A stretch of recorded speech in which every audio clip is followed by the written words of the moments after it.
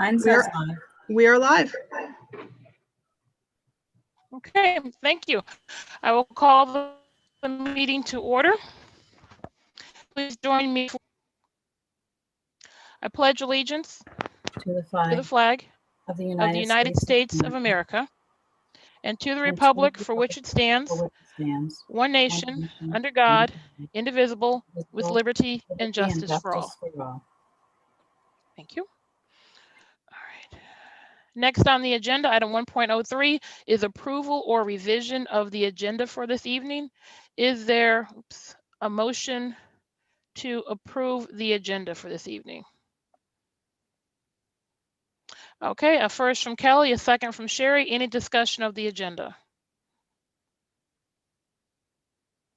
All those in favor, please raise your hand, indicate aye. Aye. Anyone opposed or abstaining?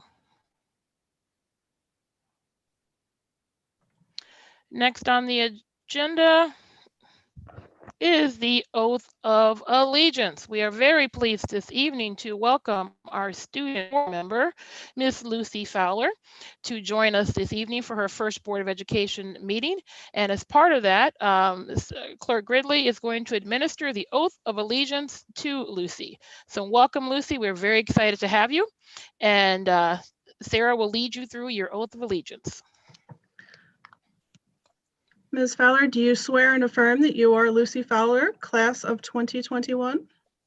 Yes, I do. All right. Please raise your right hand and repeat after me.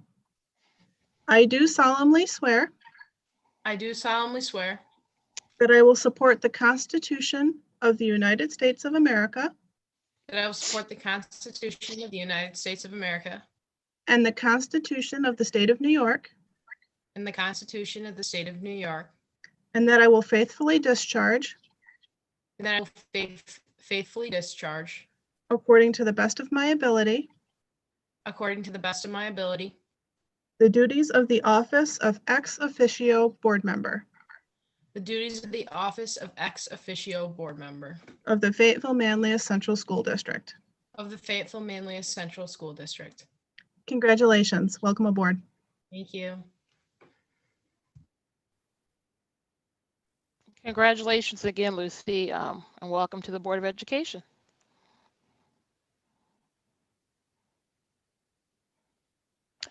Let's see, excuse me. Next on the agenda is public comment. I understand we do have several folks waiting to give public comment this evening, Sarah? Yes, we had 4 people write in expressing interest. 3 are so far in the waiting room. I will admit Sarah to begin. Thank you.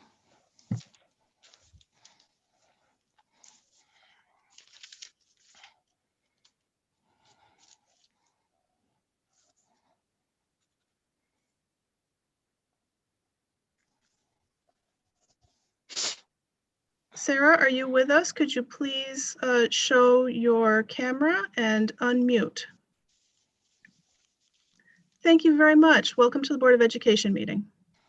Yes, hi, thank you. Thanks for allowing us to comment tonight. I just wanted to say that I watched with great interest the presentations that were made at last month's board meeting by FM student alumni, by current FM students, and by Dr. Sharon Dodger.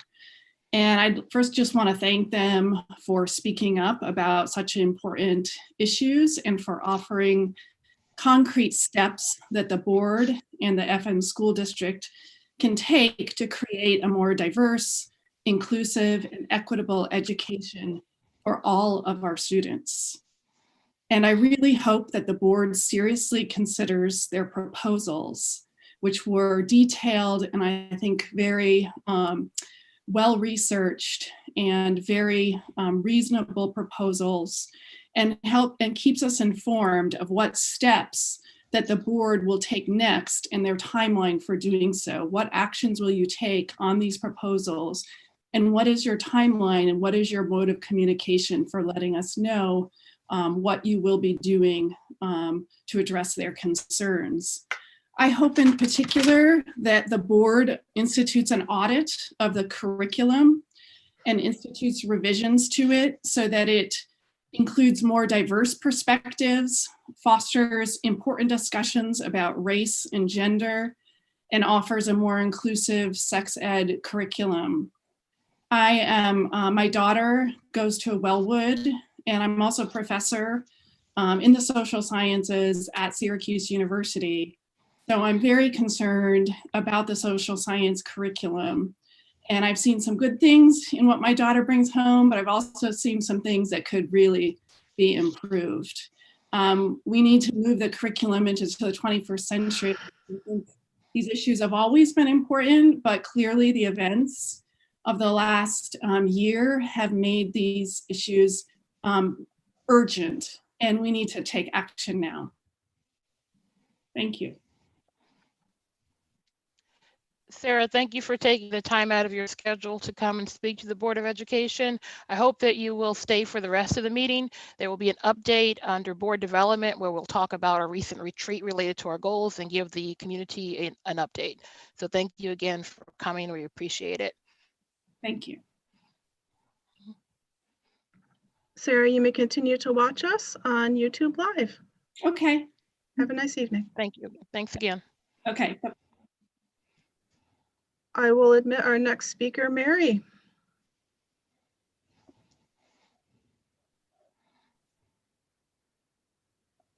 Good evening, Mary. If you could please show your video and unmute.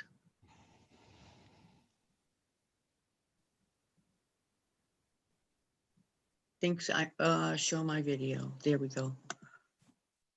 Okay, there we go. Good evening. Welcome to the Board of Education meeting. Hi, thank you. You're welcome to speak to the board. Oh, okay. Hi, as you can see, my name is Mary Cunningham. I live here in Fayetteville-Manlius and have had 3 grandchildren who've gone through the FM school district. And I'm familiar with both Wellwood, somewhat Fayette, but mostly Wellwood, and then the FM high school. And what I want to talk about this evening is that listening to my grandchildren talk, we got together maybe a little less than a month ago. In the middle of the COVID pandemic, we sat around a fire outside and they were talking about school, and every one of them felt that there had been this hole in their schooling and their education that didn't prepare them to really look at how systemic racism is affecting the country as a whole and what part it has played. They said that really in their experience, basically it was treated as, well, you know, the 1960s and 70s took care of it all and it's been fixed. And that there was really very little look at what's happening in our own town, what's happening in the country that does allow so much bias to continue, 150 years later after the Civil War is over.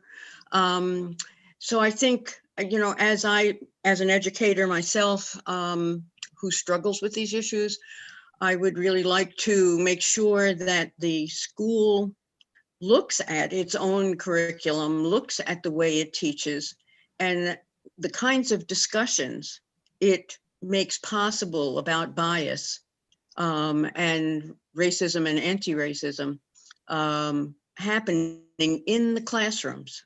We clearly need a population of young people coming up that are more educated. I think there's so many holes. We teach a history that cleans everything and makes it look like, oh, things are kind of under control. And we don't really teach an honest history that really talks about the depth of things like the Wilmington Massacre in 1898, the Tulsa bombing in 1921, things where we really know there's been just horrifying forms of racism that continue. So for example, during FDR's administration, the GI Bill, not FD, well, for example, many of the ameliorations during the Depression were not available to Black families. After the war, the GI Bill was not available to Black and Brown families. And so that just those kinds of things that let them know, Fayetteville, the town we live in, is the way it is. It's as white as it is. It's as mono culture as it is, because there's systemically been a lot that has supported making it look and act the way it does. So I think I would like to see the board and the teachers begin a much more public investigation of themselves and then of our schooling, so that we have a better educated set of children and citizens who really see themselves in an active way. I'm sorry, go ahead. No, I thought you were finished. My apologies. I at this point, I think I could say more, but I think you get the gist of where I'd like to see further meetings about this and the board facing these issues and bringing them up on a regular basis so they can be addressed. I do have one other issue, which is I understand there's something called personalized learning that is being investigated, but it sounds to me like it's more computerized learning. And I don't see that necessarily as personalized, but I hope that will be made more visible and with more detail as to what does that mean? The words sound good, but sometimes words are euphemisms for something that we mean. No, we're talking about computer instruction as opposed to human instruction. So those are my two things. Thanks. Sorry. Thank you very much, Mary, for coming to talk to us about those two different things. Personalized learning is something Dr. Tice and our administrators will be keeping the district updated on as far as what the district does in that regards. And as I mentioned earlier, the board is going to update the community regularly in regards to our board goals, which center around diversity. Thank you very much for bringing this perspective. I actually never heard of the Wilmington Massacre before. I wrote that down. I'm going to look that one up. So thank you very much for taking the time to speak to us tonight. But rest assured, the issues are very important to us, and we are going to be focusing on those this year as part of our board goals. Yeah, I'm hoping before they institutionalize something like personalized learning, there's a little more discussion about what that might mean for our children. Okay, thank you so much, Mary. We appreciate it. Have a good evening. Thank you. And I believe we have a Miss De La Garza. Is that correct? That is correct. I will admit her to the meeting now.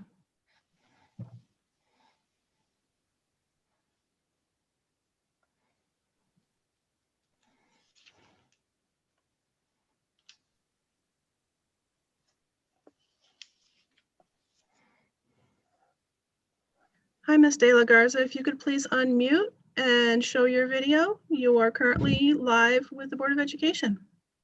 Oof. This is Hi. a lot.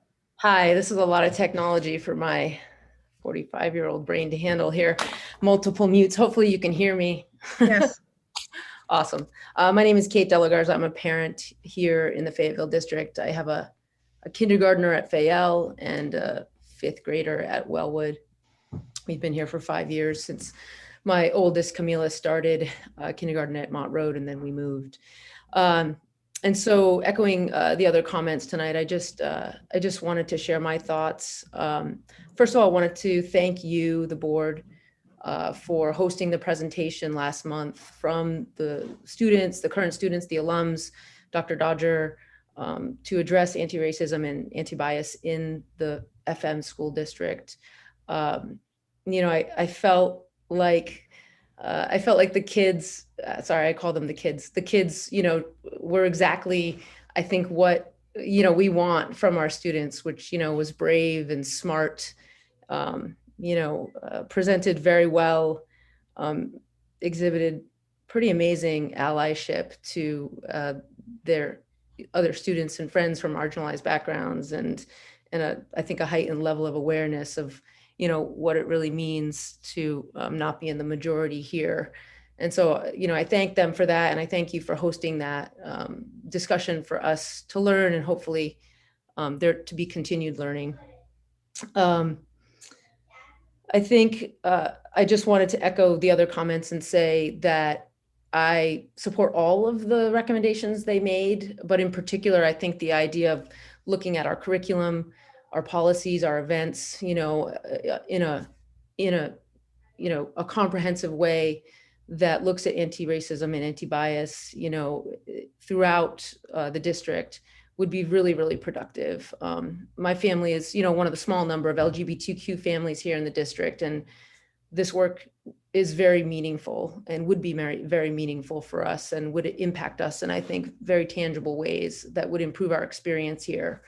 And so are very hopeful that you'll take a look at that. In addition, I think one of the other things that really struck me was the idea of potentially providing some really concrete training to teachers and administrators in anti-racism and anti-bias, so that everybody has the same understanding and knowledge of how to approach different situations and, different things that occur here. And so lastly, because I don't want to take up too much of your time, I just want to say that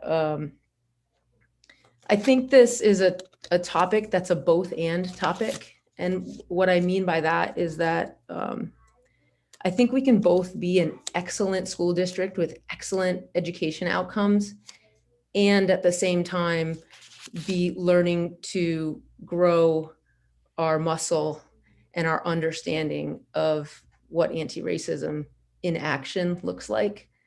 I don't think acknowledging that we need to get better in one area means that we're not an excellent school district. I think we can be both. And I actually think that it exemplifies the things that we're currently teaching our kids. Fayetteville, I've said before to folks, Fayetteville has an amazing kindness curriculum, right? Fayetteville teaches my children to have a growth mindset. And I think this is a topic that puts, both of those things in action, because we have to acknowledge that we could be better and we should be better. And that kindness without action is kind of meaningless,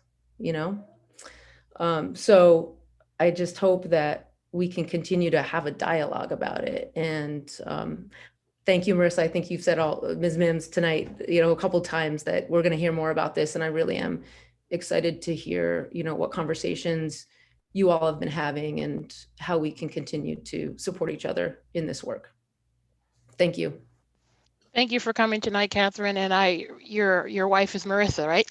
Marissa, yeah. Marissa, okay. She spells it the same way I do, just pronounces it a little differently. Thank you very much for coming. And thank you for sharing that compliment about the program over at Fayetteville. That's nice to know. But you do raise a lot of great points. And yes, as I said earlier, we definitely going to take all of the comments that we get or the feedback that we get from the public into consideration as we look at this issue as a board. So I really appreciate your coming. I know you've got little children, so that's a lot to come to a board meeting. So thank you so much. Thank you for all the work you're doing. I really appreciate it. All right. Thank you very much.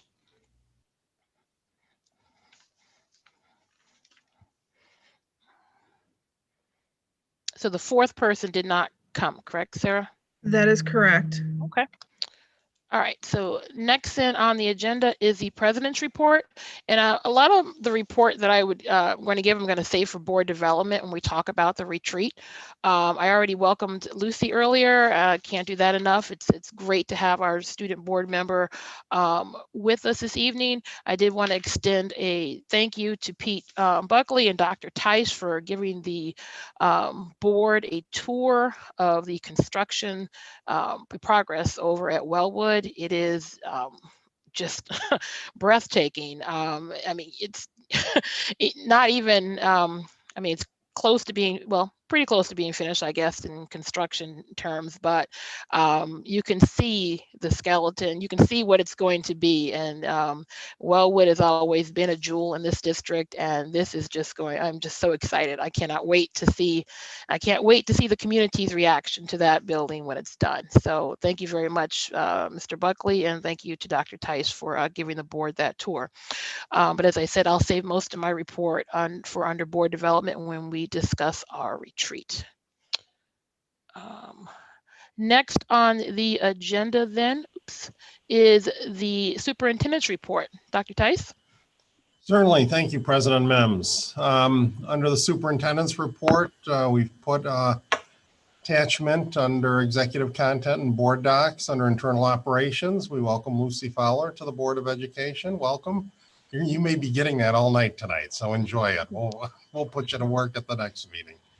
Under community relations, as you are aware, Dr. Lewin from Children's National Health hosted 3 town hall meetings to provide our community members with an opportunity to weigh in on the school start time study.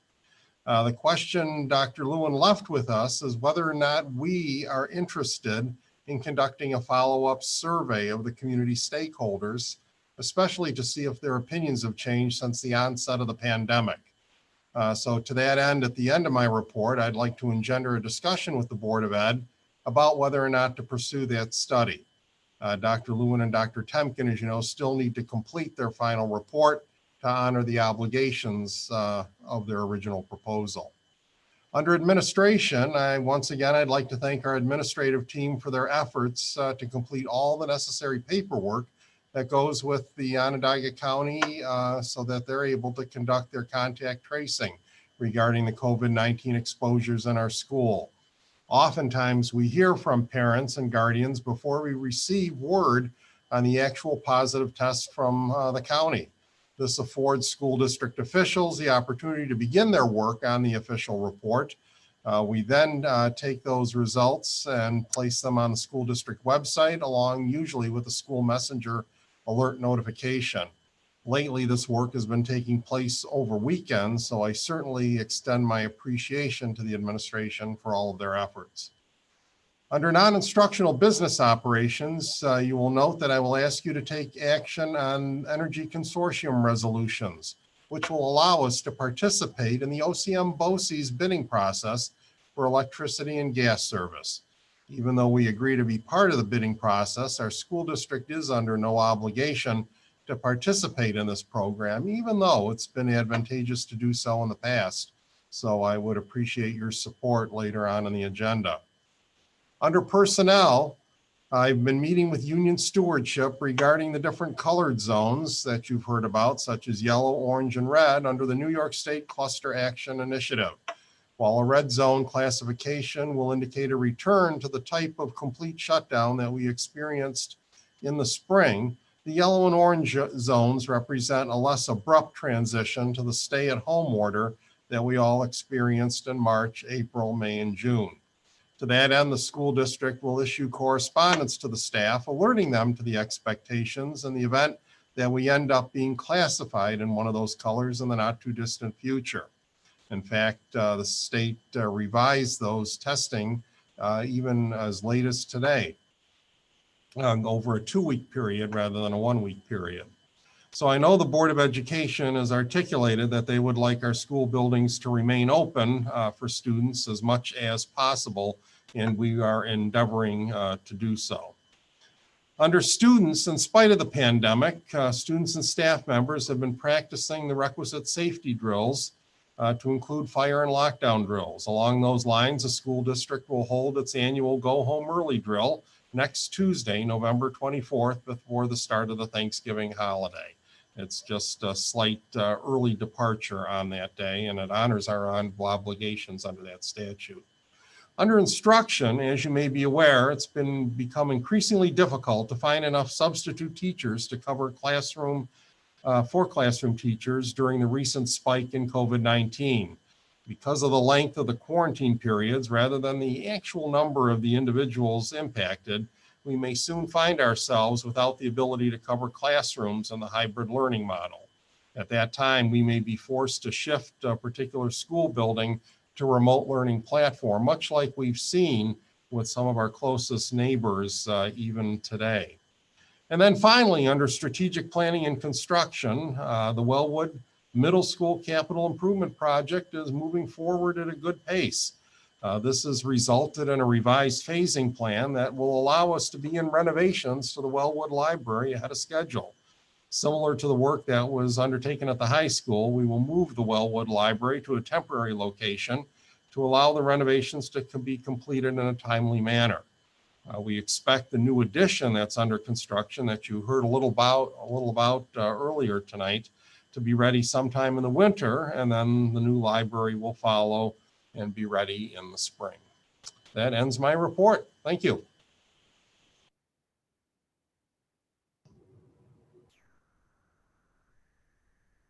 Marissa, you're on mute talking.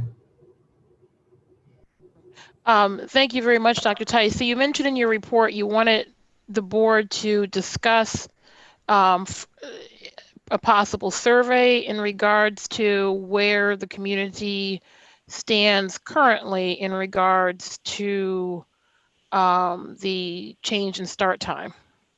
Yes, we have some money still available in the budget that we did not expend as a result of travel and expenses because so much lately was done remotely and virtually. So both Dr. Lewin and Dr. Temkin offered, because of the pandemic, to adjust the proposal to include a follow-up survey because the money is already budgeted. We would not go over the total amount that was awarded by the Board of Education, but it would certainly allow us to see if stakeholder input has changed as a result of that pandemic. They certainly are still obligated to complete their final report to the Board of Education and would join us at a future meeting.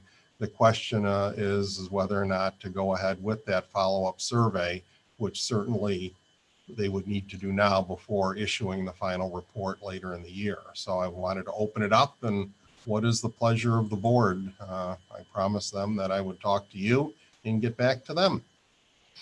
Dr. Tice, does the survey only have to focus on the start time? Because I was just thinking that I think there are a lot of things that may have changed, a lot of priorities, a lot of concerns that may have arisen during this time period, and that may relate to start times. And I would hate to see us just look at that in a vacuum without those other issues, the community's pulse being taken on those other issues. Is there a possibility for the survey to be a little more broad, or does it really need to be narrowly focused on just the start time? I think we could open it up. Certainly Dr. Lewin and Dr. Temkin would analyze their part regarding the start times, but we could take a crack at looking at the other items that you're referring to that have also impacted the district as a result of the pandemic. For example, I know the town hall meetings, many of the individuals that joined us said that the earlier edition of the survey talked about different options such as sliding times, flipping times, or condensing times. And as we saw from the survey results, there was an overwhelmingly support for us to study this as a community, but what we couldn't agree on, where there wasn't consensus, is how to solve the problem. So certainly a follow-up survey would allow us to put together things like slide the times, flip the times, and condense the times, options that I think maybe the original survey did not provide the community. I just think that you can never have too much data and too much input in any type of a decision of this magnitude. So I would definitely support a follow-up survey. I absolutely agree with Dan that it's good to hear from the community, and also Marissa that there's a lot that people want to say right now. I guess a concern would be the data that we got from the previous survey was very broad, and so an ideal survey would give, let's say, fewer choices, so we could get more of an idea on between 2 or 3 options what people prefer, rather than giving them 8 or 10 options. So I know, Dr. Tice, you just mentioned the flip or slide or flip and slide as options. I just wouldn't want the survey to go into giving so many options that we can't determine what the majority of the community wants.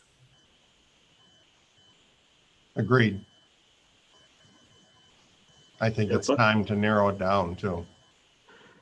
Yeah, I think quite honestly, we should expect the overwhelming write-in to be, let's just concentrate on getting our kids back in school full time.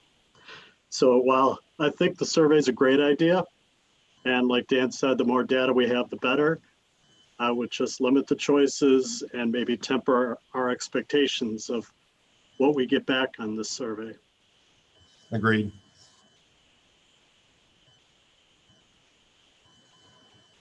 Other thoughts? Mark Yeah. spoke for me. I just, I was worried that there was survey fatigue, but that those of you who are parents don't feel it, so why would I, right? But I think Mark's right. We do need to focus it more. I think just one thing that's really important is whatever communication goes out with the survey, acknowledging that obviously everybody's biggest concern at the moment is not school start times. It's how do we get our kids back in school? And that it's clear that this is not an either or situation, but it's something that we're trying to complete in parallel. I think the way that that's communicated is of utmost importance on any start time survey that goes out. I do. I'll just echo. Oh, I'm sorry. Go ahead, Jason. Go ahead, Kev. I was going to say, I just echo the, I think, Daryl, you have a point there about the survey fatigue or just the having to fill anything out or fatigue. So, again, I guess I'm just echoing, but to make it as simple and targeted as possible so that, parents can easily fill it out.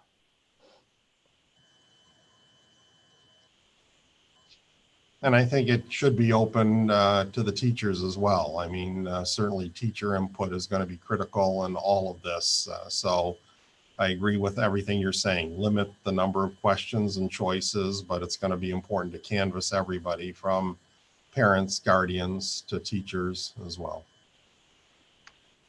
Yeah, I think I'd like to say, I think Dan put it eloquently, but he's right. The communication that goes out with the survey is important. I get a wonderful survey every Saturday, thanks to the Department of Health letting me complete my survey so I can get practice at it, letting you know whether or not the kids have been exposed to COVID in the past week. So yeah, I would temper expectations, but I think the communication that goes out with it is key.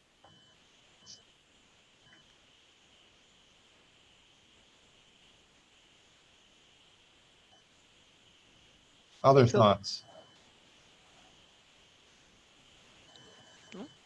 Any other questions related to Dr. Tice's report? I actually have a question.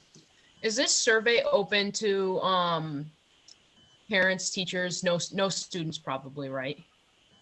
We did the last time. We could do it as well. We have a section with demographics, so students could respond as well. Okay, thank you. It's a great idea. 100%. I had one quick question, but I don't want to cut anybody off. Mine was on a different topic from Dr. Tice's report, so I just have that if everybody else is done. Dr. Tice, I was just wondering if you could help clarify for me, because I'm still a little bit confused on the contact tracing process as to who is really doing that. Is it being done at the county level or is it being done by the school? Because my understanding was the school was providing reports and the county was doing contact tracing, but the email, for example, that we received today had numerous references to the school district made a determination of no exposures. So can you just talk through who's actually filling what role in that process? Certainly, the district, it's incumbent upon the district to complete the paperwork. We often are contacted by staff members or families of the resulting positive COVID test even before we hear from the county. So the administration is busy along with the nurses putting together the requisite paperwork. That being said, as you know, we have no authority to put anybody under quarantine as a result of that. So when we get the official notice, and oftentimes before we receive the official notice. We send the paperwork in via encrypted email or through the portal to the Onondaga County Health Department, and they are the ones to perform what is called the official contact tracing. So they are the ones, in a sense, that grade our homework and will assign a quarantine, a Q, or a not quarantine, an NQ to everybody. For what it's worth, out of an abundance of caution and the fact that we want to do our due diligence, we often put more people on our paperwork list than what the county actually ends up putting under quarantine. We just want to make sure we're thorough. The reason we do the paperwork and give it to the county to do the grading, so to speak, is because if there are common names, we're able to see if Craig Tice and Dan Seidberg are in physics class, but also in calculus class. So we have the ability to add up the time as well, where they may not recognize the name. So we're able to provide some insight from our end that allows them to do their job. But the county, as you said, is responsible for the contact tracing. One final thought is we do foreshadow. So a lot of our families or staff members will be contacted by the building administrator or the nurse, telling them that they may expect a call from the county. So we often put those individuals at home awaiting that call because of the fact that we're often out ahead of the information. So again, we want to, out of an abundance of caution and keeping everybody's safety as paramount, we will send home a staff member or encourage a family to stay home until we hear from the county as almost a preventative measure rather than being reactive. And then when the news finally comes in, we will post the article or send out a school messenger alert. Typically, the alerts are by email and or text, as it was tonight. When it involves a school shifting to remote learning, that's when we do the voice messages using school message. Good question. Thank you. Thank you. That's very helpful. Appreciate that. Dr. Tice, can we get, since not everyone's going to be watching the meeting, can we get something written up and sent out to the district staff explaining exactly Sure. those points and, you know, how buildings close, et cetera? That's a great idea. I will do that. Okay. Any additional questions for Dr. Tice?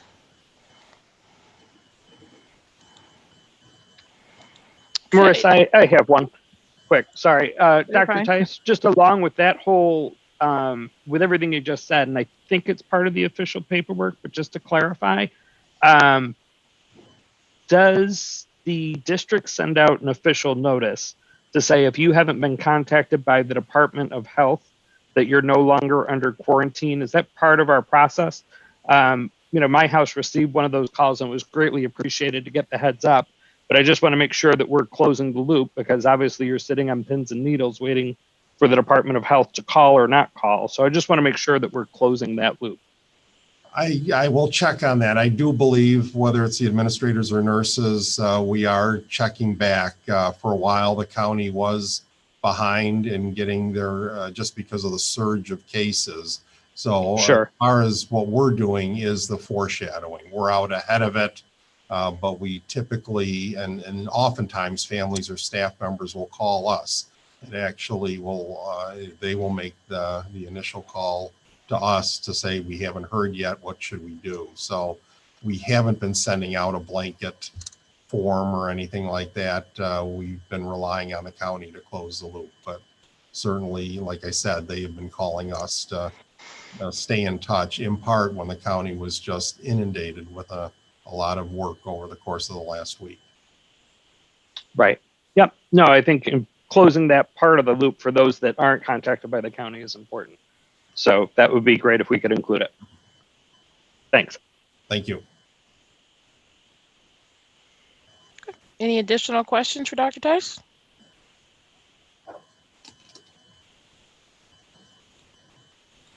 Okay, next on the agenda, we have our committee and representative updates. So audit committee met on August 7th and has not met since our last meeting. Community Relations met on October 20th, which I believe was after our last meeting. Rebecca, would you like to give an update? Yes. So I think we met the day after our board meeting. So I guess of note, a lot of these items are now dated because community relations is such a big part of what our administration is doing every day. So I guess the Hall of Distinction was something that we talked about having the ceremony and the January 11th meeting and including a video that would unveil the plaques. And I know that the administration and staff were tasked with beginning the planning process. I don't have an update on that. I don't know if there is one tonight that you could provide, Dr. Tice. I'm sorry. For the Hall of Distinction. The Hall of Distinction. Yeah, I was looking at Sarah on the screen. Yep. Oh. Sarah did reach out and you did make contact with everybody in terms of our plans for January, correct? Correct. Yep. Everyone is available. They're waiting on pins and needles for us. I'm working on a digital invitation so that they can spread that far and wide to their friends and family, especially since it's going to be virtual. So I expect we'll have quite a few people viewing our YouTube channel that night. Working on the plaques getting put together so that we can start our video production, and with our nominators, making some helping them craft some brief remarks about their nominees. Thank you, Sarah. You've made contact with everyone, correct? That is correct. Thank you. I mean, we discussed the school start time town hall meetings, which have now happened. And I think we've just covered that already. And then COVID communications, we just talked about kind of the transparency piece and making sure that parents and students and staff were in the loop. And from where we sit as a committee, feel that the communications have been clear and consistent. And as Dr. Tice just outlined, there's a clear protocol of what happens when and what types of communication. So I think great work on that front, and we're continuing to monitor that as a committee. And the last piece was the board retreat agenda, which I think we will talk about in detail in our board development agenda item. So that's really it. Thank you very much, Rebecca. One thing I would like to note is we have our next meeting date scheduled, but it's on a Tuesday, and I'd like us to take a look at rescheduling that so that Lucy can attend as our student board member, because even though she's graciously offered to miss gym, and I think it was physics, I would rather us try to find a time after school hours. I was like, you cannot miss physics. So if we could get another doodle out to try to find another, maybe later that day or another time that week that would accommodate our student board member, that would be fantastic if we could do that. Nice try, Lucy. I was like, physics, you can't miss a day of that. Okay. All right, next, facilities met on November 12th. Dan? So we did. We had a very lengthy, but I think productive meeting. You have the minutes, the reports. I just want to go through a few pieces of those and clarify them.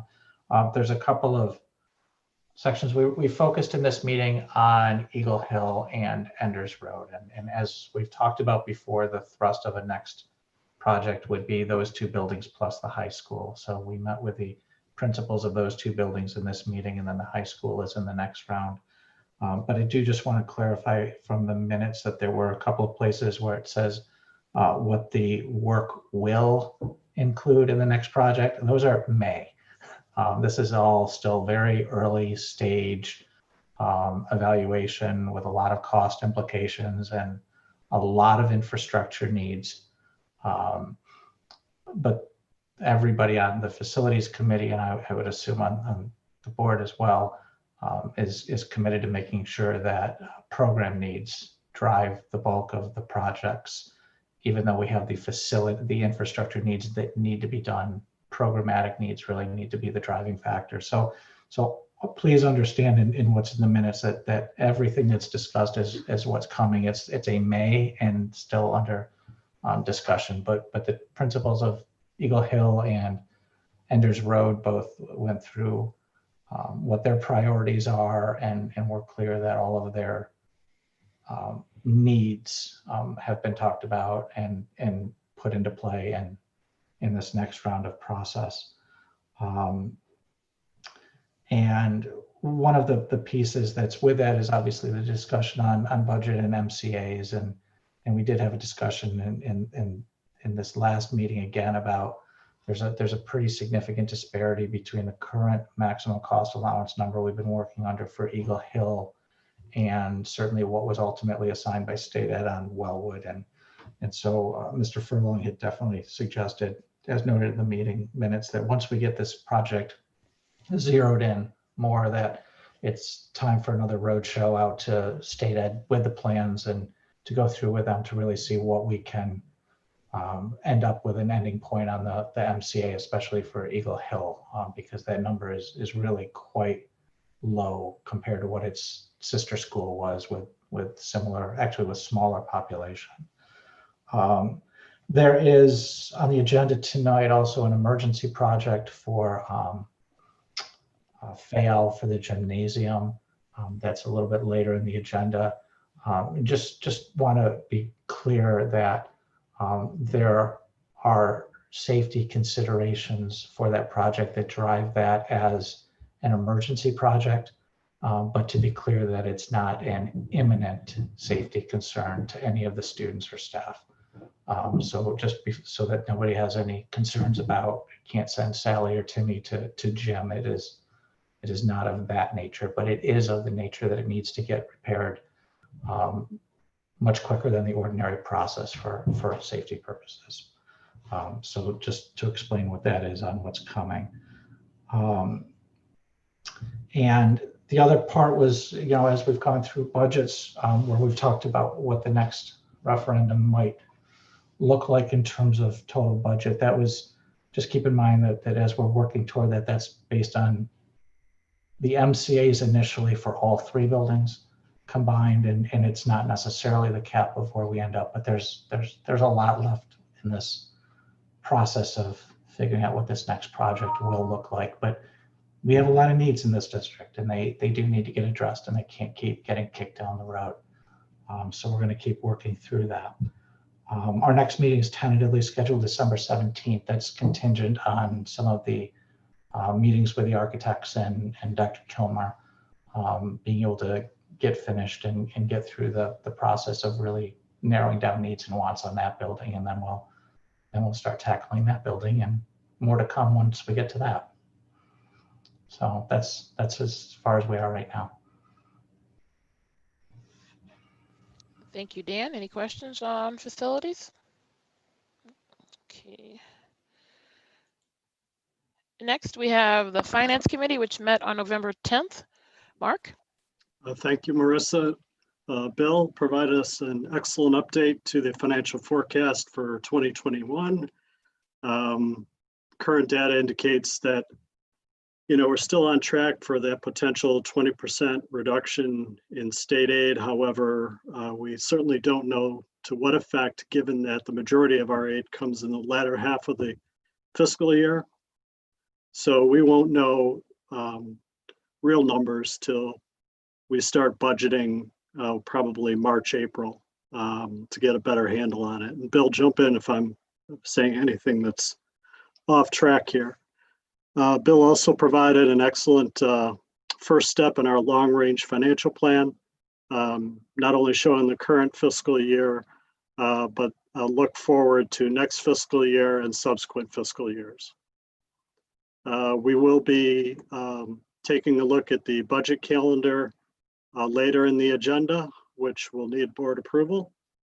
And then also you will note that we've updated the clerk's report, and I only say we, it's Bill and his excellent staff. That'll be coming later in the agenda with subsequent reports in December as well. That's it. Thank you. Any questions for Finance Committee? So I just had one. So we did all receive Bill's memo to the Finance Committee that went out as part of that. Could we also see just if you could share with us those same forecast documents as well, if those could get distributed with those memos after your meetings, that would be, I think, helpful to all of us. Sure. Bill, you should be able to push that out, right? Yeah, I'd be happy to take care of that. And just as a reminder, this is very early in the budget process, and that becomes then the cornerstone of the long-range financial plan. So we still have a long way to go before we gather all the information we need to have a real solid picture of next year and beyond.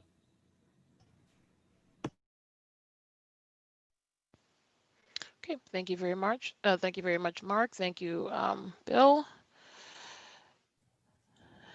Next on the agenda, policy. The policy committee met on November 17th. Dan or Sherry, would you like to give an update? I know Eleanor was not able to attend that meeting, understandably. I'd be happy to. You have the minutes. This was actually probably this was our shortest policy meeting that we will probably have. I think, which everybody was appreciative. So it's everything's laid out in the minutes as far as what transpired during the course of that meeting. If anybody has any questions, happy to answer those. But there's a couple of short items on the agenda for later today or tonight that flowed out of that meeting. Okay, thank you very much. If there are no questions in regards to policy, we'll move on to the FM Education Foundation. Sherry? We did meet on October 21st. It was an outlook for the year because it's something that it's a unique year. So fundraising and grants will all work differently, and this discussion revolved around how that will be handled. For the grants, the discussion said that usually there's a fall deadline for grants and a spring deadline for grants. And this year, there won't be deadlines. It's an as-needed basis, and the rubric will be expanded that it's easier to fill out, and teachers will have more opportunities to fit their needs into the rubric, especially for any COVID-related supplies, things related to distance learning or safety. For fundraising, we also said it would be hard to do a dining week, eating out at restaurants. So there was brainstorming about how to do fundraising. And the main thing that they all circled back to is that the FM Education Foundation is looking to support and give outreach in any way they can to the district. So that was the meeting. Thank you, Sherry. Next on the agenda, legislative liaisons. Rebecca, did you want to give an update in regards to the NYSBA business meeting and the resolutions? Yes. So the delegates met for the 2020 annual business meeting of NYSBA. There were over 225 delegates on Zoom. There were 27 resolutions considered. 19 were recommended by the resolutions committee and 8 were not recommended. And all 19 were adopted. So I'll go over those in a moment. And then the delegates also elected a slate of NYSBA officers for the 2021 year. Fred Langstaff as president, Peggy Zugibe as first vice president, Sandra Rufo as second vice president, and Thomas Nespeka as treasurer. So we as a board had decided that there were 3 recommended resolutions that we wanted to vote against. I ended up voting against all of them. They all did pass, some with some amended language. So I will just kind of give you a snapshot of that. One concern we had was the language around the digital learning resolution, and I'm just trying to find it, which was amended. So it now reads, resolved that the New York State School Boards Association support proposals to provide resources to local school districts to expand opportunities and capacity for online learning. And then what was added was provided that they increase student opportunities and do not decrease current levels of instruction. I think that makes it better, but we still found it redundant and not as effective as the other resolution. But nevertheless, that was adopted. And then the other resolution that was adopted as amended was around parent advocacy training. So the way this resolution now reads, it says, resolve that NYSBA seeks to support legislation that would provide funding for suggested, and then in parentheses, not mandated, state training and certification to provide parents with knowledge and resources to support their advocacy work for parents and students in their attendance at CSE meetings and hearings. So just showing that it was not mandated training was the parenthetical added, and that did pass. Otherwise, there was really nothing that very notable. It was a 4-hour meeting on Halloween morning, but it went smoothly, and these resolutions will now be positions of NYSBA for 5 years, and the resolutions committee will continue to government relations part of NYSBA will work towards advancing those proposals that require legislative change to be implemented. Any questions? So Rebecca, the third one, the loser pays resolution in special ed hearings, that was adopted? Yeah. There was a good deal of discussion on both the second and the third, which, hold on a second, which were sort of in the same vein.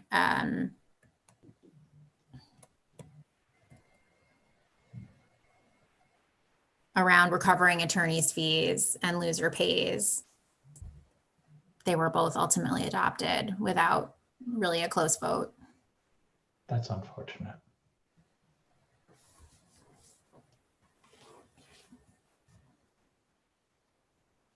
Any additional questions for Rebecca in regards to the NYSBA meeting?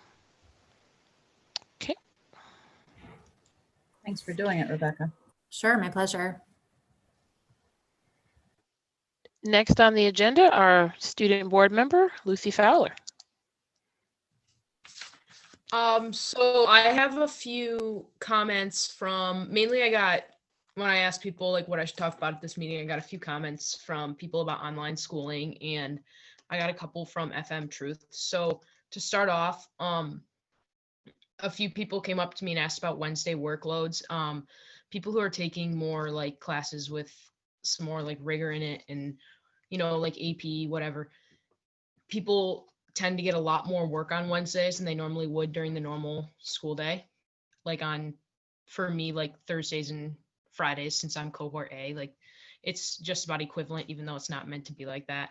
I also got a few comments about synchronous learning. So the days that you're not in school, many people came up to me and they're saying it's not as effective being on Zoom meetings in class synchronous because they can't pay attention. Their electronics are distracting them. There's no one to stop them. And I thought that maybe someone could present like to keep people more focused, you could require people to keep their screen on, or somehow enforce a no cell phone policy, something along the lines of that, and see how people can pay more attention on alternate school days in several different ways, like just present a couple ideas.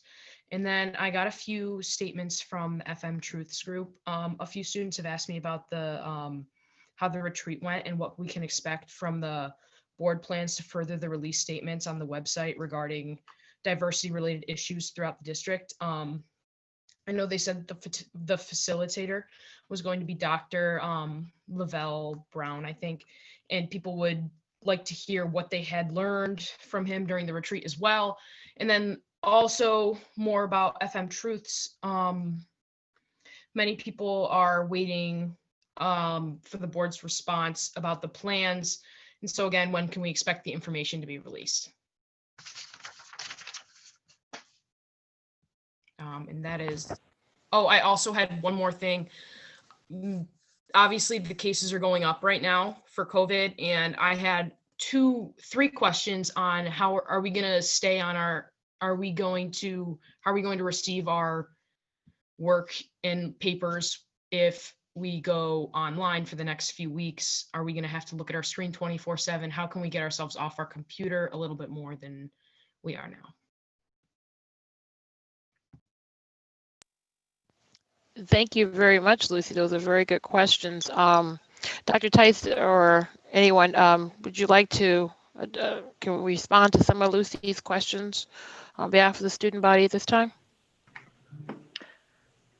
Thanks, Mary, Lucy. thank you. I'll jump in. So Lucy, I'm Assistant Superintendent for Instruction, and it's really interesting. Several of your comments and questions we just talked about today at High School Instructional Forum, particularly or specifically the Wednesday workload and trying to balance that and trying to sort that out, the screen time, synchronous learning, the distractions with synchronous learning.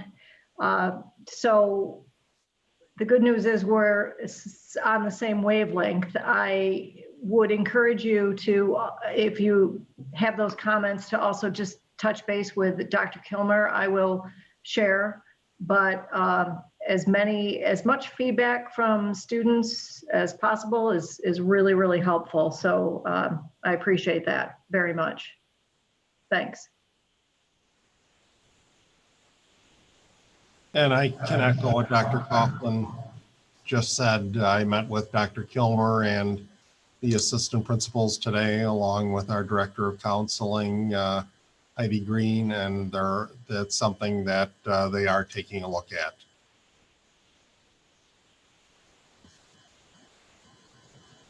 And then Lucy, the FM Truth Group had some questions in regards to the retreat, which we'll discuss under board development in a little bit. So thank you for bringing those very good questions. Thank you for taking the time to get perspectives from a lot of different people to bring those to the table. Great first report. Thank you.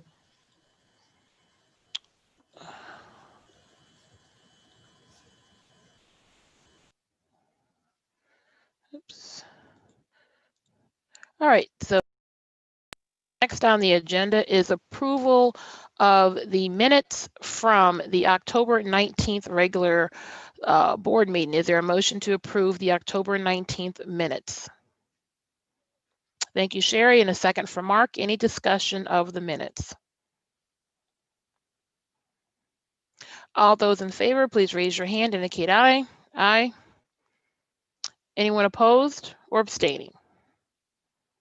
Okay, one abstention.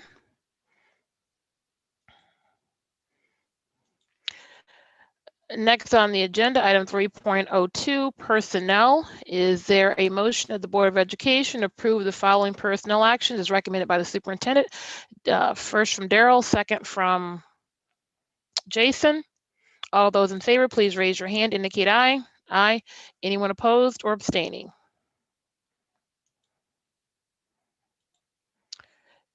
Next on the agenda, item 3.03, approval of the budget calendar. Is there a motion that the Board of Education of the Fayetteville-Manlius Central School District hereby approve the 2020-2021 budget calendar as presented?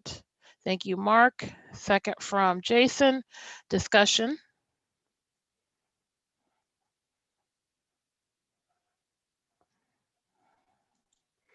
All those in favor, please raise your hand, indicate aye. Aye. Anyone opposed or abstaining? Next on the agenda, item 3.04, approval of the retention and disposition schedule. Is there a motion that the Fayetteville-Manlius Central School District, that retention and disposition schedule for New York local government records issued pursuant to Article 57A of the Arts and Cultural Affairs Law and containing legal minimum retention periods for local government records is hereby adopted for use by all officers in legally disposing of valueless records listed therein? Thank you, Kelly, and a second from Sherry. Discussion. All those in favor, please raise your hand, indicate aye. Aye. Anyone opposed or abstaining? Next on the agenda is item 3.05, policy revision. Is there a motion of the Board of Education of the Fayetteville-Manlius Central School District, upon the recommendation of the Policy Committee, waives first reading and approves revisions to Policy 1000 and the exhibit to Policy 1410 in second reading? Thank you, Dan. And a second from Daryl. Any discussion? All those in favor, please raise your hand, indicate aye. Aye. Anyone opposed or abstaining? Next on the agenda is item 3.06, annual policy review. Is there a motion that the Board of Education of the Fayetteville-Manlius Central School District has completed their annual policy review upon recommendation of the Policy Committee? Thank you, Rebecca, and a second from Dan. Any discussion? All those in favor, please raise your hand, indicate aye. Anyone opposed or abstaining? Next on the agenda, item 3.07, resolution, real property law, section 487, rescind. Is it resolved that the Fayetteville-Manlius Central School Districts opt out of the tax exemption made available by real property tax law, section 487, for solar, wind, or farm waste energy systems is hereby rescinded, and such exemption shall be applicable within the boundaries of the Fayetteville-Manlius Central School District? First from Daryl, second from Sherry. Discussion. Yeah, so I just have a couple questions on this before we, it's more related to 3.08, but before we vote on 3.07, is regard to the pilot that's actually being proposed on what I understand to be this residential solar project. And I just want to be clear, because it didn't appear that way to me in the resolution, that the 15-year pilot at $1 a year is only with respect to any increase in the assessment on that property that is specifically attributable to the solar energy system. That it is not a pilot that removes that property from the school tax rolls, and it is not a pilot that is in lieu of any increased taxes that would stem from any increase in the assessment on that property over the course of the next 15 years that's separate and apart from the solar project. So I just want to make sure, I wasn't clear from the wording of the proposed resolution that that's actually what we're resolving to do, but I also haven't seen the pilot agreement. So I don't know if, Bill, if you can speak to that or clarify that, that would be appreciated. Yeah, I'd be happy to. You are, the exemption only applies to items that qualify under section 487. So in this particular case, it's solar panels that the homeowner has installed. This party would only get the exemption on those solar panels. And quite frankly, if then this party wanted to add more solar panels, say next year or in the future, they would have to come again and ask for another pilot agreement. This is a one-time thing that only applies to a certain level of additional solar panels, and once again it does not apply to any other property outside of the solar panels. So it doesn't give the party any exemption on their house or their garage or anything else. And over time that assessment could change depending on what the local assessor determines. Did that answer your question, Dan? It does. So obviously the devil's in the details on the wording of the pilot agreement itself, but as long as it is consistent with as you've just explained it, then I'm fine with that. I know the person who has written the agreement has a lot of experience with these type of pilot agreements, so I think we're pretty safe there.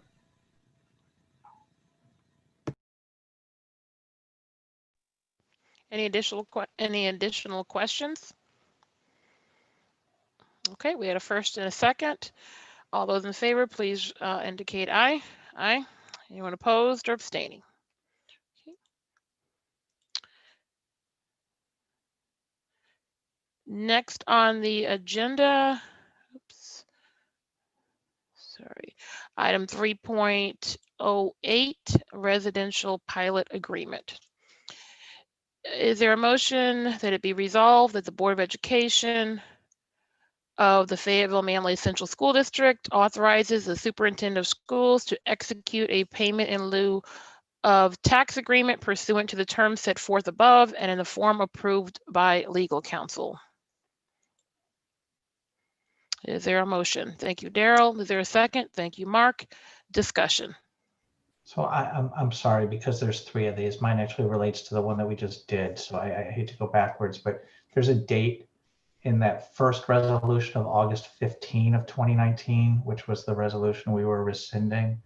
That, by my notes, was on August 12, 2019, not August 15, 2019. So that rescinding resolution may just need a correction on the date.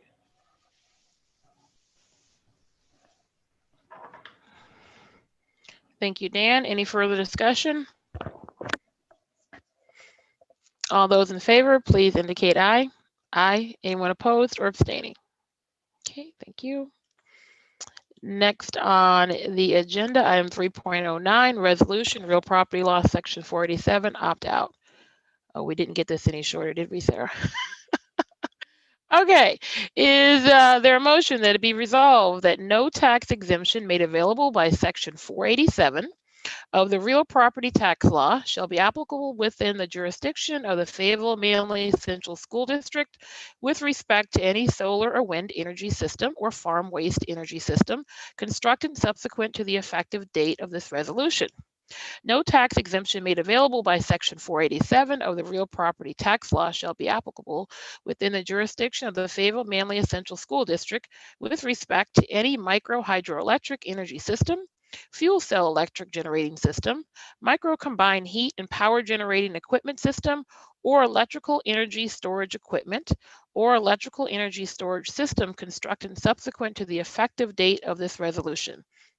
The superintendent of schools is authorized to take any other necessary and proper action to implement this resolution. Is there a motion? Thank you, Sherry. Is there a second? Thank you, Jason. Is there discussion? All those in favor, please raise your hand, indicate aye. Aye. Anyone opposed or abstaining?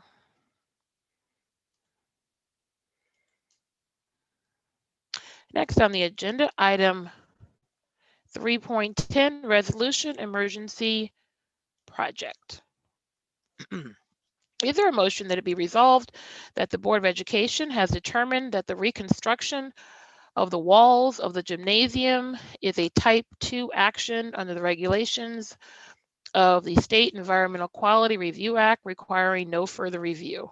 The Board of Education hereby finds, pursuant to the education law, the reconstruction of the walls of the gymnasium is necessary to preserve the health and safety of students and staff for the protection of school property, and that the emergency project is an ordinary contingent expense. The maximum estimated cost of the emergency project as determined by King & King Architects, the school district's architect, is approximately $88,000. The funding source for the emergency project will be the general fund balance and, to the maximum extent possible, state building aid. The superintendent of schools and all officers and employees of the school district are hereby authorized and directed to take all steps reasonably necessary or appropriate to complete the emergency project, to carry out the extent of this resolution, to apply for any eligible state building aid, and to recover any available insurance proceeds. Is there a motion?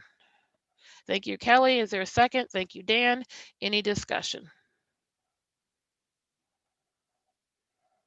All those in favor, please raise your hand, indicate aye.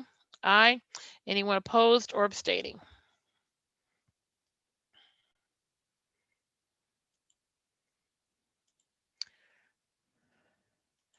Next on the agenda, item 3.11, resolution, New York State School and Municipal Energy Consortium, natural gas.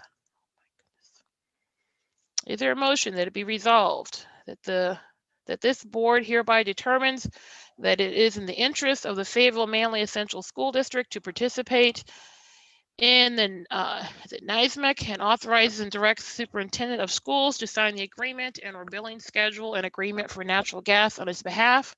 And be it further resolved that this board authorizes the administrative participant as defined in the agreement to prepare, advertise, disseminate, and open bids pursuant to the general municipal law and to award, execute, and deliver binding contracts on behalf of this board for the purchase of natural gas delivered to the city gate of the local utility distribution company for the participant's facility or facilities on a firm basis.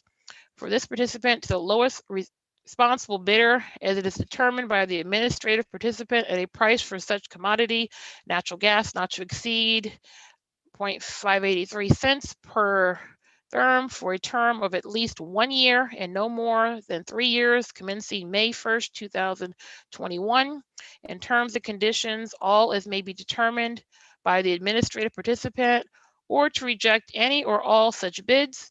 And be it further resolved that this participant agrees to advertise said bid as may be directed by the administrative participant, and be it further resolved that the officers and employees of this participant are authorized to execute such other confirming agreements, certificates, and other documents, and take such other actions as may be necessary or appropriate to carry out the intent of this resolution. Is there a motion? Thank you, Jason. Is there a second? Thank you, Mark. Any discussion? I almost feel like after I read all that, there should be something, but that's okay. All those in favor, please raise your hand, indicate aye. Aye. Anyone opposed or abstaining? I'll just give you a well done on reading all of that. This is a fun meeting with all these There's another one. resolutions. I think it's the last one though, so that's good. All right, 3.12, resolution, New York State School and Municipal Energy Consortium electricity. Can I just say ditto? But let's see. Be it resolved that this board hereby determines that it is in the interest of the Fayetteville-Manlius Central School District to participate in NISMEC and authorizes and directs the superintendent of schools to sign the agreement and our billing schedule and agreement for electricity on its behalf.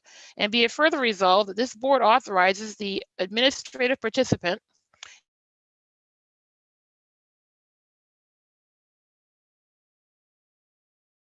Too much for her, she froze.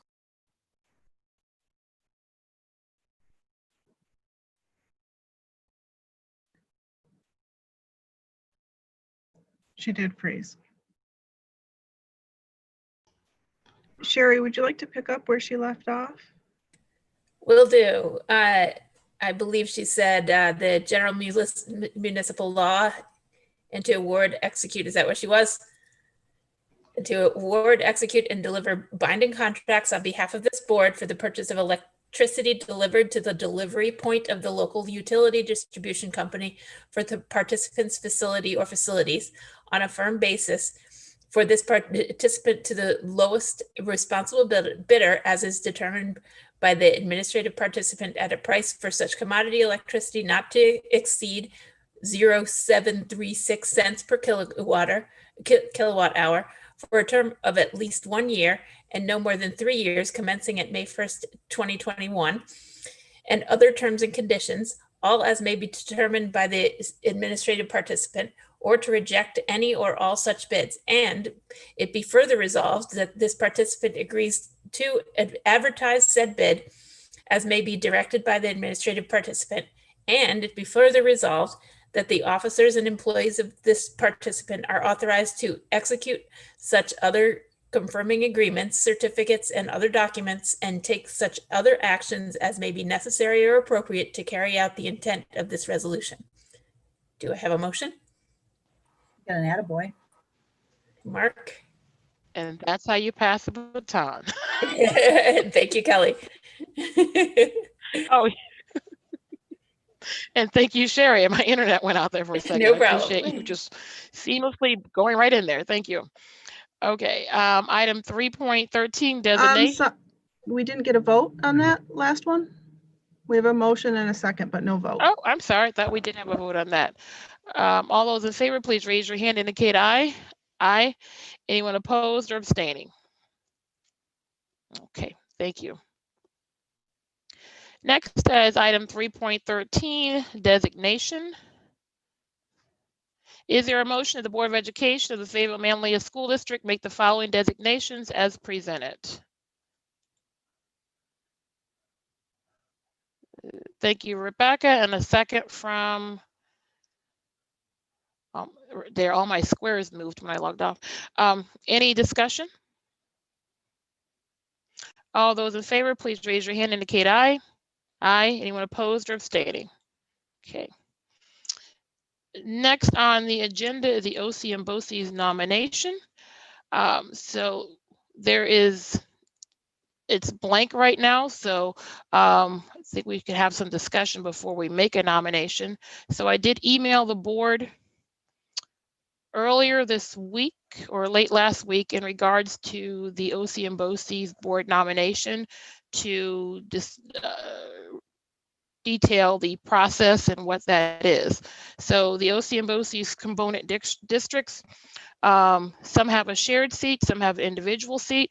FM has a shared seat with Jamesville DeWitt, and with the passing of Ann Wright, the OC and BOCES assistant superintendent contacted our district that we can fill, or would like us to fill that seat beginning for their December meeting. We would have to nominate someone in the spring for a full 3-year term. So this is to serve on the OC and BOCES board through June 30th, and after which time the person who is selected by the board in the spring would serve on the board. The board can nominate a board member, they can nominate a community member who lives within our JD, I believe, and FM school district. This is the first time that we have been able to nominate someone for the seat. And as I indicated in the email, the assistant superintendent, I guess based on her interactions with Daryl and I, thought one of us should fulfill the seat, and I did express an interest in doing that. So I'll open that up for discussion before we get any nominations. Just a point of clarification, the board would still have to vote at December's meeting for BOCES, and then our representative would be able to participate. Okay. Marissa, you did in the email indicate your interest, and the recommendation was you or Daryl. Daryl, do you have any interest? I have an interest in Marissa fulfilling this role. Well said. So I think that if that is the board's, if the board is okay with that, then in probably March, we should have board discussion about how we want to fill that seat, whether we want to solicit people from the community who may be interested, whether it's a board member, or how we want to proceed with getting, figuring out how to nominate some, or who we want to nominate for that seat. But we definitely probably should do that in March to give us enough time to figure out the parameters of a selection process for that seat. I guess my only question is, why are we not doing that now? This is, as you mentioned, the first time in many, many years that FM has been able to put forth somebody to serve on that board. And it seems to me that this is the type of thing with transparency that we try to and endeavor to do as this board, that we should put out some notification into our community and canvas within our community whether there is anybody else that is interested in filling this position, so that we can make a determination as a board based on knowing who all may or may not be interested in filling the spot. It may be nobody else, or it may be some people that would be very qualified and appropriate to represent and speak for our interests in this. And I just think given the opportunity at hand, I don't feel as rushed to do it. And I think that it's something that we really should canvass our community and see if there's anybody else in our community. This is nothing to do, Marissa, with you or Daryl and the way that it was presented to you. I just think given the opportunity that that's something we really should properly be exploring. And Dan, I agree with a lot of what you just said. I do think because this is going to be the first time we get this seat, it is important that we really do give a lot of consideration to how we fill it. But that consideration and the level that I would like us to give to it, where we look at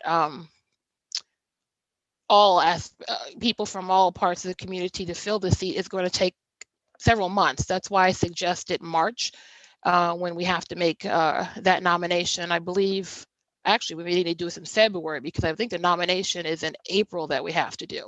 So actually we need to do this in February so that we would have time to send out notice to well, we have to talk about this first, see if we want to send out notice to the community to solicit people who may be interested, and how then we would want to, as a board, to vet all, because we may get a lot of people who are interested, or you're right, we may get no one else who's interested.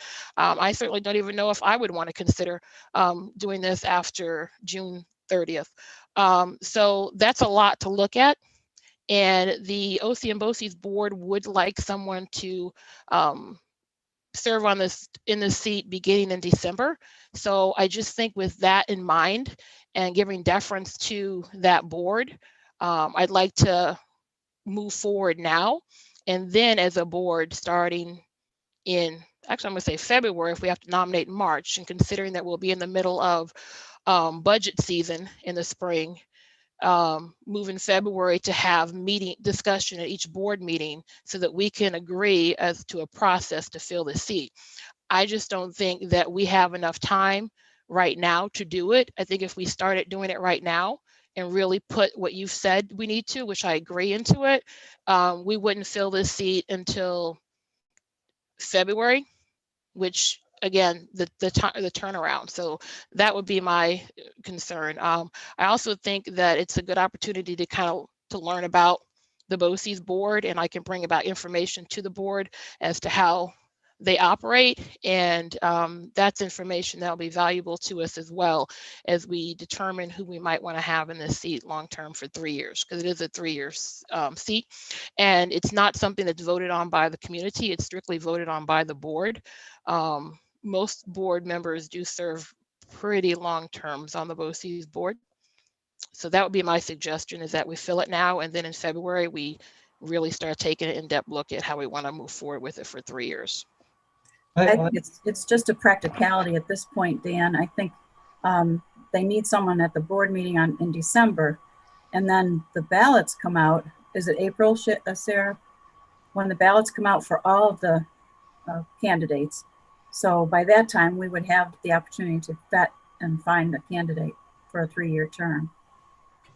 I do not have the dates from the OC and BOCES district clerk at this point, but the vote is in April, usually the 3rd Monday. So we would need to have something in place before March. Right. So just for this meeting and the June meeting, but then we'll get to work to find a candidate for 3 years. So it's just a practicality. No, and I understand that.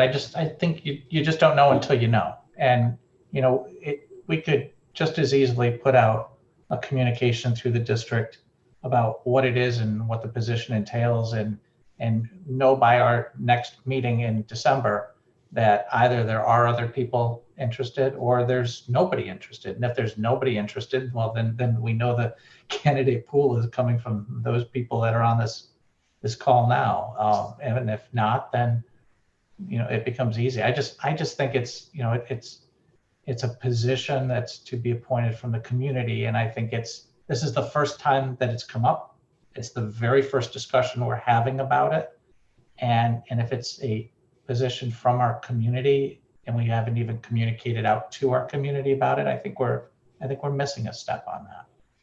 So if we were to put this out to the community now, right, and we could solicit names before our December meeting. So we would have to, prior to that December meeting, agree as to a process to vet those folks and figure out how we're going to fill the seat.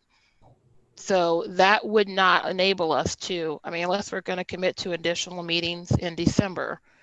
And again, I agree with you. This is something that we really need to look into. And that's what I'd like to give us time to do, to make sure, because those serving on the BOCES seat right now are not all school board members. Some of them are current or former school board members, but they do have a lot of different people from the community. So it is an opportunity for the board, because it isn't something that's voted on by the community, it's voted on by the board, and then pursuant to the gentleman's agreement, the other component districts honor the board's wishes. So it is an opportunity for us to really explore it. But again, I just don't think we have the time, considering all that we have on our plates now, to truly seek people from the community who may be interested and then come up with a process to nominate someone. Well, Marissa, I think that we would be doing our due diligence. However, if we did reach out to the community, history has proven that once you put a position in that, an individual in that position, excuse me, it's very difficult to get them out of that position. And if we truly as a board want to be transparent about this process that is now, this opportunity has now been presented to us. And for decades, we have not had that opportunity. And I would much rather be willing to hear from the BOCES board president or the board itself as to whether it's going to truly make a huge difference on the work that they have to do, whether we fill that slot for the December meeting or the January meeting. So with that said, I just would feel much more comfortable that we're at least going through a process versus just having an individual serve in that term until the next election, because chances are highly likely, no matter what anybody says, that whomever is in that position will continue in that position once April comes. And that's how it's been. So I would just feel better that we've done our duty to our community and fulfilled that responsibility, since that's what that seat is for. It's not specifically for a sitting board member or a board member who has served in the past, but also that seat is an opportunity for a community member. And without even asking, we don't know. And as Dan said, maybe there won't be any interest, Marissa, in which case we certainly can nominate somebody that has the interest to serve on the board. You know, Elena, to make it easy for you, I will agree to serve as a placeholder and not seek the seat after June 30th, if that makes it easy for the board to see that they will have full opportunity to vet this. My only interest is getting filling the seat right now, because that's the wishes of the board, the OC and BOCES board. The BOCES superintendents do not speak without the authority of the board. So again, I can see myself as a placeholder in this, and it is at the pleasure of the board. BOCES board members have to be nominated every May. And if that is the concern, then I will certainly serve as a placeholder and allow the board to bring whoever else they want to do. I'm only interested in following the wishes of the BOCES board and having our district represented in a prompt manner. So if that means not continuing, I hadn't thought about continuing after June 30th in a lot of regards. So I mean, I don't know if that helps, but this has nothing to do with you or Daryl, or if I were interested or anybody else on the board. It just, for me, comes back to process and what is the process that we should be following. And it's, I know we really try to have a discussion on items and then vote, not at the same meeting, but at different meetings. And, I just don't really see how one more month is going to truly make that much of a difference. And Marissa, we may land where we are right now and have you be the only person that's interested in doing that. So again, this is not about you being interested. It's just about making sure that we do our due diligence. So Elena, you would have us not be represented in December. Correct. Could we make this resolution say that we nominate someone to temporarily serve on this board. And then the benefit of that is that person could then come back and give a little window into what goes on at these meetings and what a community member would be doing as a representative.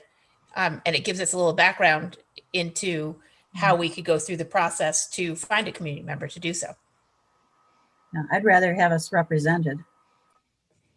Well, I guess that was my next question. Is I haven't read through their bylaws and processes. And so there's a new opening. They have a meeting coming up. We're either represented at that or not. I would trust that BOCES as a board is not going to say, hey, FM and JD aren't here. Let's quick shove this through. That's not going to happen.